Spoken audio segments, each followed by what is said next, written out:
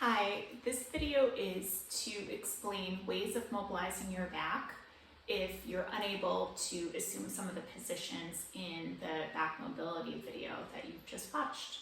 So some alternate suggestions for lumbar flexion, extension, and hip flexor stretching are as follows. So for lumbar flexion, there's a couple ways that you can get your back to bend better forward. And one idea is going on your back on a couch or your bed. And what you can do is, if you want to, you can just bring one knee to your chest like that, or you can bring both knees to your chest like that. And you can just hold for 10 seconds like that, and then relax, and pull again for 10 seconds, and relax, and do that for 10 times. So that's one option. And then for lumbar extension, another way that you could do this is putting your hands on the wall with your feet out, kind of like a push-up position. And then what you can do is just let your back relax down to the wall and come back up again. Relax down to the wall and come up. So ideally you want to just hang with your elbows straight. You don't want to let your elbows bend. And you're just kind of chilling here, relaxing, and then standing up again.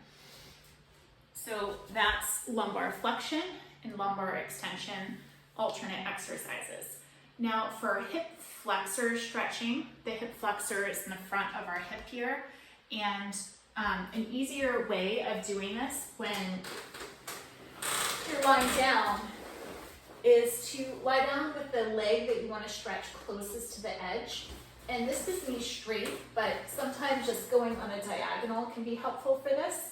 So what I'm going to do is bring the knee away from the edge to my chest, and then I'm just going to let this leg hang down, and you should feel a stretch in the front of this leg. So you can hold that for 30 seconds. And you don't want to hold your leg there, you just want to let it totally relax and hang, and that will give you the deepest stretch without bothering your back. You want to, if you feel back pain, make sure this knee is really held up to your body instead of letting it relax, because that'll prevent the back from hurting.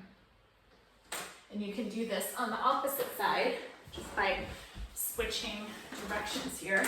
So like this position on a diagonal as well. And you're going to hold each for 30 seconds. If you find that the standing extension is a little painful, what you can do is do the hip flexor stretch before doing the standing extension, and the standing extension should feel better in your back. Hopefully that's helpful.